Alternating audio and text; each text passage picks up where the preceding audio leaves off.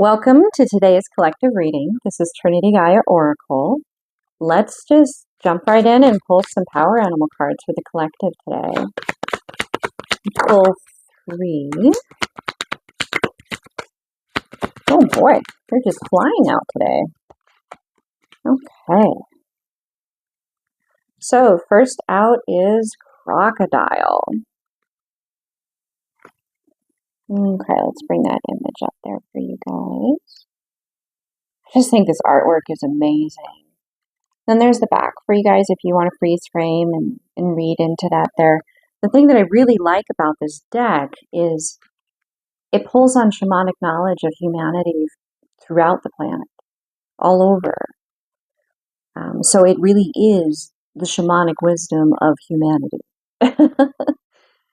So for those of you that didn't want to freeze frame, the overall arcing theme of crocodile is opportunity, risk, fertility, and life. It's giving me, like, you have to roll the dice. Sometimes you just have to roll the dice. This was the second one to come out here, and this one is totem, which is guardianship. Now, if that is not a sign that you are not alone in whatever you are working on, that you have allies that are there with you, supporting you. If you need something, ask. Ask. They have to respect your free will. If you do not ask, they want to provide all that they could want, but you have to be willing to be open. And this one is Puma. Yeah, double checking it there. Such just beautiful artwork. I think there's so many birds involved in this as well, and the moon. And eyes, seen and unseen.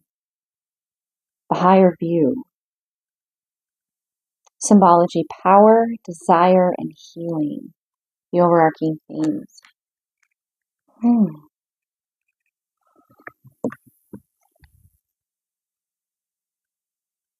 Like owning your power. Sometimes taking that risk, that chance, putting yourself out there is standing in your power, even if it feels like you're taking a chance.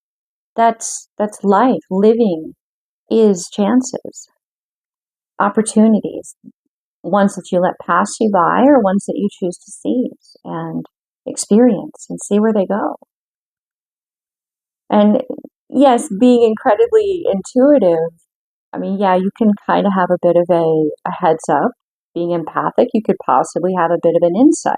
However, those that are closest to you, that you're meant to have closest to you, those projects and those dreams and those desires, you're guided through them. You're not necessarily supposed to see where it's all going because you're meant to actually live it. You may have insights like that for others, but when it comes to you, not knowing is a gift. So you can enjoy the experience of your life unfolding and revealing more of who you are to you. There's always a risk in that. And the reward is life. You'll always be learning. And if you don't like something you're experiencing, you can choose to focus on changing that into something you do like. Or you can alchemize it. It's another way of saying that. There was a number synchronicity that I just observed, which was 919, so that might be a synchronicity for someone. I will say, coming into the reading, there was definitely a sense of overwhelm present, and it could be that life is coming at you full force. It's a bit overwhelming. And that's okay. That's a good thing. That is a good thing. You can choose to frame it as a positive. Because with anxiety and anticipation, our physical, neurological body does not know the difference.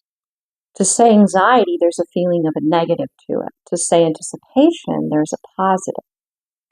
So if you choose to say, you know what, I'm anticipating how this plays out instead of, oh, your body will go right along with that with you, either way you go, and you might as well be in the positive, right?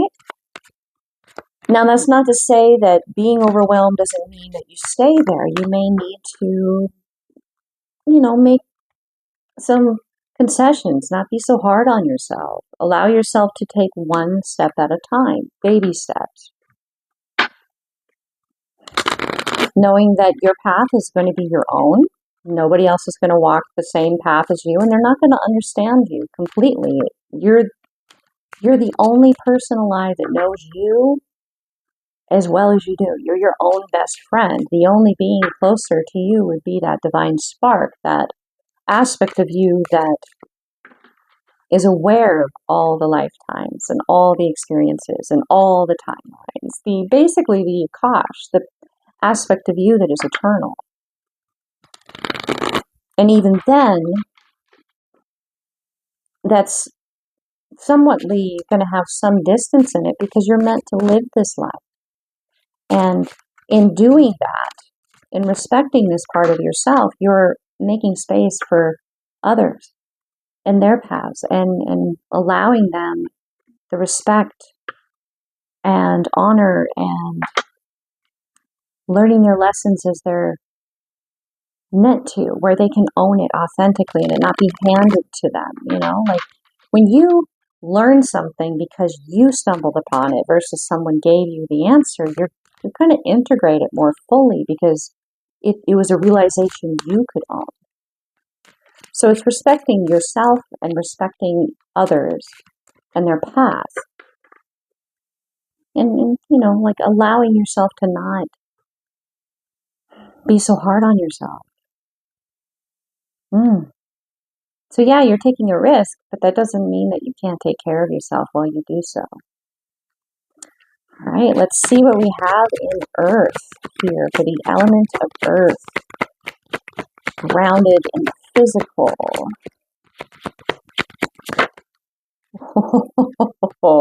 Now that is a very powerful first card. I'm going to make sure you guys get a good visual of it here. Oh, it's kind of weird lining it up. So we have the number 1. Now, if you notice on this card, yes, it has witch, but this is the like the Oracle of Delphi image. But there is a dot in between each letter. Now, this particular deck speaks of witch as woman, but I read that as energy. So it is owning fully the receptive aspect of yourself, the power that resides within being receptive. So when you hear woman, hear that instead. So it's not so gendered because we all have powerful receptive energy, whether we're a man or a woman. We all have that within us, every single one of us. It is woman in total control of herself. So this is mastery of your receptive energy.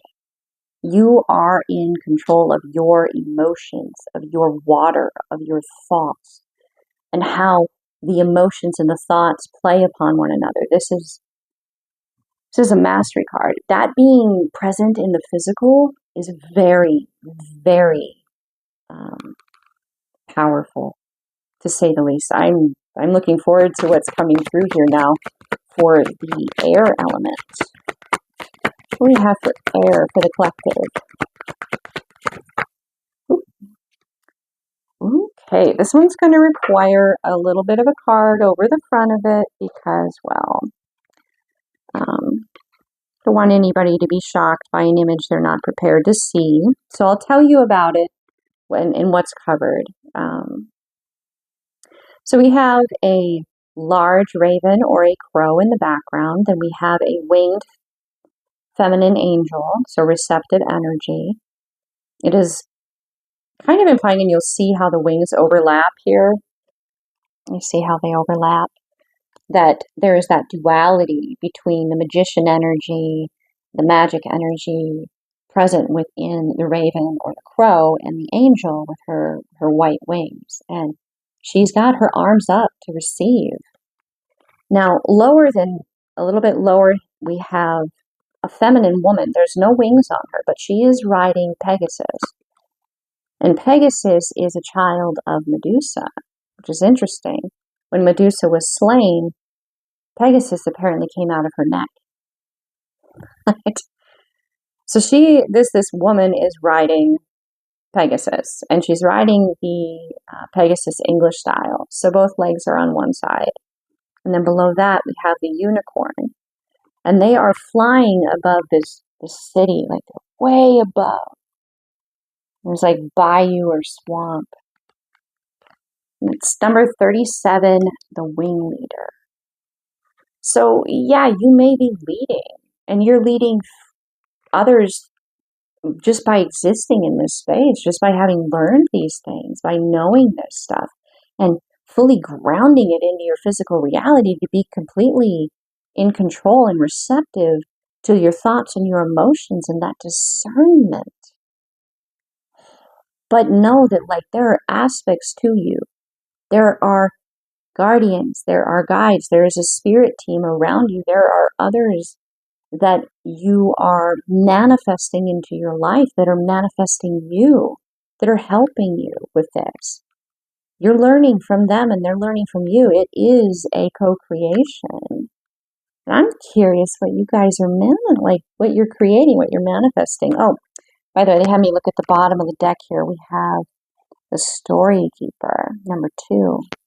This is you writing your story, not letting other projected thoughts or emotions write it for you. Yeah, they can maybe want you to, but just because you're aware of what they want doesn't mean that's what you're going to allow to be your story. All right, so what do we have for fire for the collective? What are they willing into being? Ooh. Number 6, which is the Lover's card, first 6. It's Creatrix of Cunning.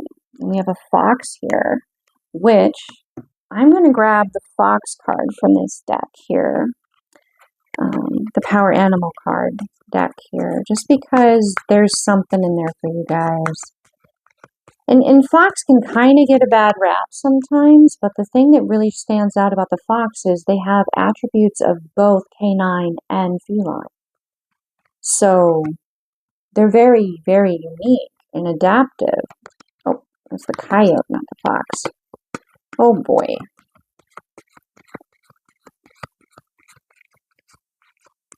I know it's in here. There it is. Okay. Okay. Interesting. Okay, so we have fox. This kind of reminds me of the like the Teenage Mutant Ninja Turtles guy, but wasn't he a rat? Interesting. Fox, cunning, sexuality, and creativity. So this is what you're creating. You're being very protective of it. You're being very strategic with how you move with it. And that sword in her hand, that's not by accident. That is a sword of truth. You are prepared to cut things out when you're, and it's interesting that the sword is here because sword is typically associated with air, but it's in the fire spot. So you got a flaming sword of truth. And your enemies, or those that desire to create against you, counter create, they are not quite sure what they're getting into with that. Seeing if we have rat in here. I don't think we do. However, what comes to mind is the 4 of Swords from, what deck is that? I don't actually think I own that one. Either way, there's a rat standing above the 4 of Cups, and it's like the disappointment. Interesting. So you're choosing to, because fire is transmutation. It will take a solid log of wood and turn it into ash and coal and cinder. It completely changes its form. So you're taking anything that would desire for you to feel less than, or ick, or bad, or guilty, or ashamed or disappointed, and you're putting the flame to that, and you're cutting it out. Anything that wants you to feel like that, you're willing it right out of your reality. And frankly, go for it. You do that. All the power to you. So let's see what we have here for the water. Wow. Yeah, that really wanted to come out. Oh, interesting. Interesting. Okay, so I'll speak on that in just a moment here. So for water, what we have here is number 14, the Lady of Perpetual Rebirth. You are, especially starting with this like mastery and complete control of your inner experience, your thoughts and your emotions. You clearly know what is you and what is not you.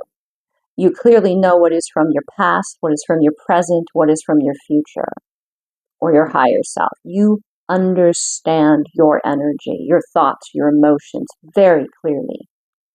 You're very aware of the boundaries of where you begin and where other energy begins.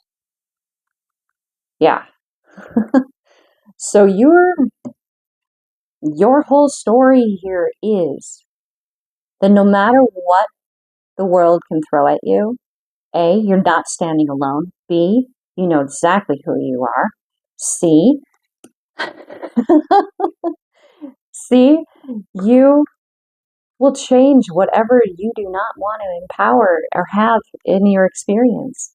As you see fit, you will put your focus to it. You will put your will, your flame to it. And you will see to it that the truth of it comes to reality, comes to light with this flaming sword. And you will do so in a way that any energy that desires to manipulate and use you to create a reality that they would like to experience using your energy doesn't know what you're going to do. They may think they know, but they don't really know. They don't know if you're going to be using the feline or the canine or both, and which combination. You know, like they don't know what you're going to do. So you're always rebirthing yourself. You're always choosing to change your experience to the new reality that you find yourself in as a result. It's like dancing. It's 1, 2, 3, cha, cha, cha. Well, you may be at this specific spot on the dance floor. Well, you do 1, 2, 3, cha, cha, cha. You're going to be you're going to be somewhere else. And maybe you have a couple of dance partners. Maybe you have a friend that you're there with, and they I don't know, they do something silly that makes you laugh. You're adapting to joy. Always seeking joy. Always seeking what makes you feel happiness, peace, empowered, and grounded at the same time, humble. And it's choice that I speak of the dance partner, because it's been very prominent with the receptive energy coming through, and also creative energy, life. So it's only fitting that we would have the divine masculine card come out here.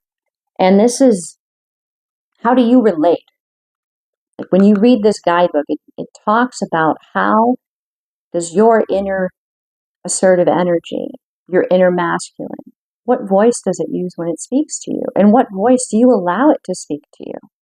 And if you don't like it to speak to you that way, you have everything you need at your fingertips here to be able to change that to something that makes you feel joyful, at peace, happy, loved. And with everything here, you're not only guarded and protected and guided in this, you've probably already been doing this. And this is just a validation. And know, because at the bottom, as you do this, you are helping others do the same. Others are doing this with you. And that can be just like random people that you encounter, and you just happen to be able to say like a specific phrase, and it changes everything. Not because they are taking everything you say verbatim, but because it causes them to reflect on how they feel about what you said. and they come to their own conclusion. They make their own decision. And that's where the humble is. Whenever you encounter people, as someone who is definitely not just a master manifester, you are a very, very potent alchemizing force, because you recognize the strengths in both the masculine and feminine energy within you. You don't put one above the other. You value them both. You know where their strengths and their weaknesses lie, and that they complement one another, and you dance that dance within your own energy. That inspires others to do the same. The humble is like, it's not about you when you communicate with other people about something that's, involving this dance for them. You're wiser to what's going on, yes, but you know that really the reason they're communicating with you is because they desire to understand themselves through the mirror that you represent. The humble is not interjecting yourself into it. The humble is, this is what I know and I hope it helps. This is what has come to mind for me when you ask this question. And I hope that you receive the answers that you're going to come to. I don't know what they are. You know what they are. I'm just glad to be of help. Oh my goodness, I'm so sorry. I didn't mean to bump the camera there. Just in case I do edit that out, I bumped the camera and it shook quite a bit. So, all right. Yeah, let's see what they want highlighted in the tarot for the receptive energy. Do we have messages to be highlighted, validations, synchronicities for you guys to know, yes, this is your message, as well as, maybe areas where you can maybe give a little more attention, or that you made the right decision here or there because you already did. All right.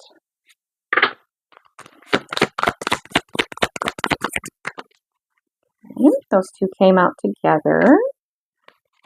So, get a couple here.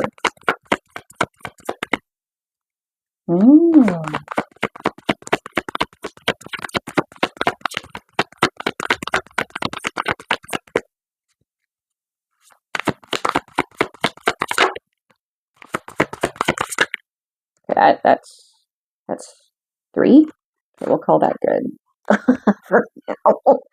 Being that it has temperance at the top for right now, we'll see if they want me to grab any more. So these two, since they came out together, the 7 of Cups was on top of the Queen of Swords. What came through initially, yes, there is a traditional interpretation. There's many different opportunities, and the Queen of Swords behind this is going, okay, well, I don't want necessarily all of these timelines. I only want these possibilities. And it's like the whittling it down to the timeline that you want, the actual manifested reality that you really, really, really do want. And this particular Queen of Swords, it's the power of truth, of listening to that guidance with the white canine here, the pure white canine. You may have a dog that's like a spirit animal for you, or they're a spirit guide, or your pet. It has been quite a help, a guiding light in this experience for you. Help to ground you into your truth that you are love. And journaling it, writing it out. Definitely, because she's writing in that image, but it's also putting it outside of you in a written format is one way of already manifesting that you desire into the physical, because you've written it out. You could dance it out. You could sing it. You could craft it. but it is already bringing it into the physical through something that you're doing. So you're already giving, acting towards the timelines, the options, the new beginnings that you have already decided are the ones that you want to live. And then we have the Five of Pentacles. So whatever this manifestation is, this path that you're on, this particular card, in the traditional tarot, there is a masculine energy that is using a crutch. They have like a peg leg kind of a deal, an injury. And then there's a feminine next to him, and they're outside of a church in the cold snow.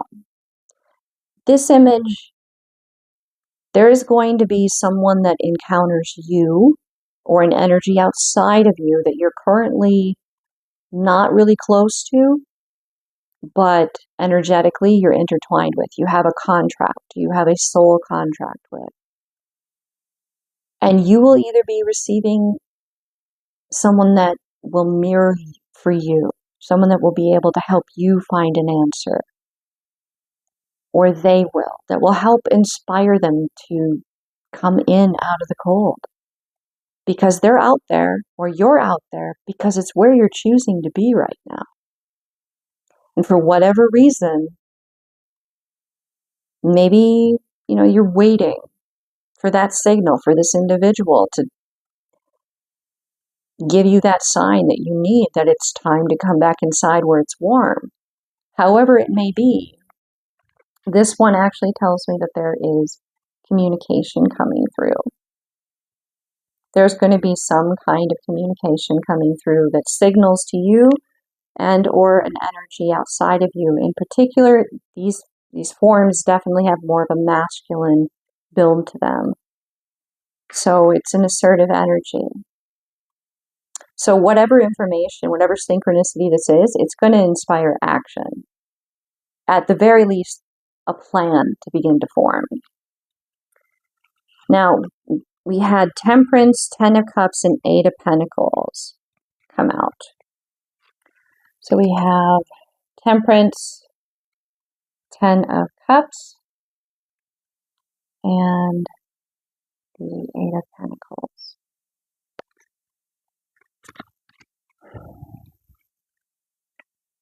This is you claiming what you've manifested. This is you claiming your power, that you are capable of living.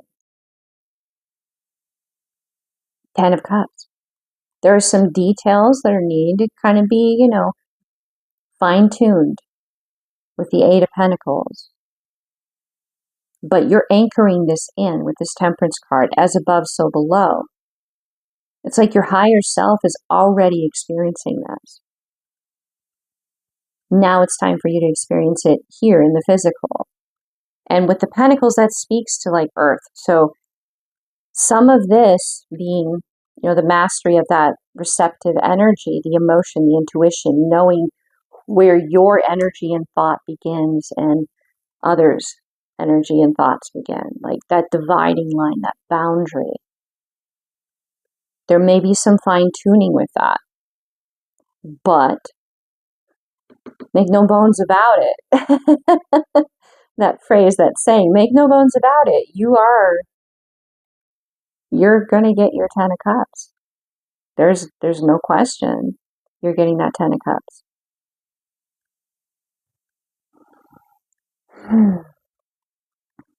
Now, for the bottom of the deck, we have the Eight of Wands, and the top we have Death, New Beginning.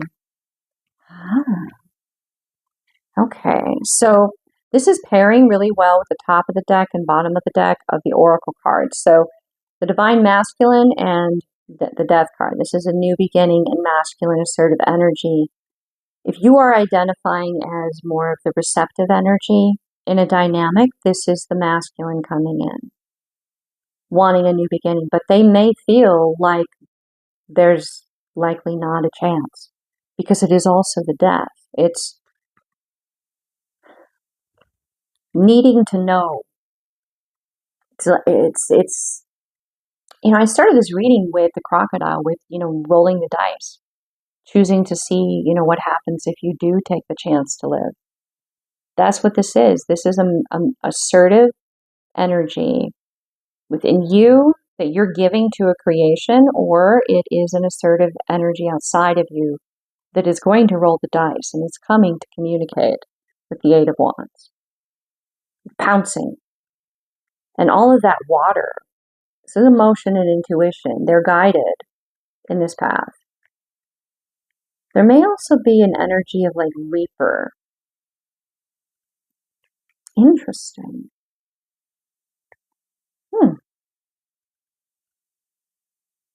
And that doesn't necessarily mean that it's a bad thing. It means that this energy within you, as well as what's outside of you, if it's resonating that way for you, because there's what is going on within you is also going on outside of you. So wherever you are on your path at this time, having a Reaper energy present within your energy and outside of you is basically saying, where are we here? Yes. Queen of Swords. And this flaming sword here, because this was in fire, and the sword is typically a symbol of air. So it's putting an end to anything that is false and changing it into truth. And it is doing so with attention to detail. It is doing so with guidance, with being humble and being mindful of the new beginnings, because you're mastering this. You're in complete and total control of yourself when it comes to your thoughts and your emotions. Yeah, there may be some fine tuning as this alignment happens within you fully, as, signified here with the Eight of Pentacles. There's some details that needs to come through yet. But make no bones about it. You got it. You got it. You do not have to worry about anything. You can be walking on cloud 9 right now. And I might label it that. If ever there was a cloud 9 reading, and I'm going to pull angels now because I've said that, that it would be this one, cloud 9. Like you have no worries. And this Reaper energy, this death energy, it's actually new beginning. If you choose to look at it as anticipating instead of anxiety, new beginning instead of an ending. And every new beginning, it's a ending of chapter 1, beginning of chapter 2. Doesn't mean any of the characters have to go away. It's just a new chapter. Now, if you choose to remove energies that are deceptive, that are wanting to create with your power as though they are you. Oh boy. Okay, that was interesting. So, I don't know if you guys saw that. But this card in this deck, typically in this deck, the cards stick to each other. This flipped while I was shuffling it. Just this one, and it started out inverted, and now it's upright. Now, this particular card, if you have been watching my last couple of readings, this card has come out twice, in both of at least 2 readings. And it was the divine reaching down, down, down, down, down, and claiming you, saying, this one's mine. Yeah, you're surrounded by darkness, but you're also surrounded by the brightest light on this image, because the divine was like, yep, that one. I claim you. I claim you. And now it's upright. So now you get to be that example. Now you get to show the way. Now you get to help people find their way to that truth within them, for the divine, the truth, the love, the light, that brings them joy. However you want to label it. That's all it is. It's a label. It has only the power you give it. Whatever this force means to you, whatever label you give it that resonates as truth for you, as you walk through this path, now you bring light with you wherever you go. Like that Christian song, oh my gosh, growing up, this little light of mine, I'm going to let it shine. You're showing the way. Oh wow, powerful. Just got this download. It's breaking the fourth wall. You are now involving the higher dimensions. You're directly looking at them and engaging. Woo! Okay, those fell. Okay, so we'll take those. Okay, so we got quite a bit here. So there's a bit of a story here. So we have the Empress, the Five of Cups, the King of Wands, and the Nine of Wands.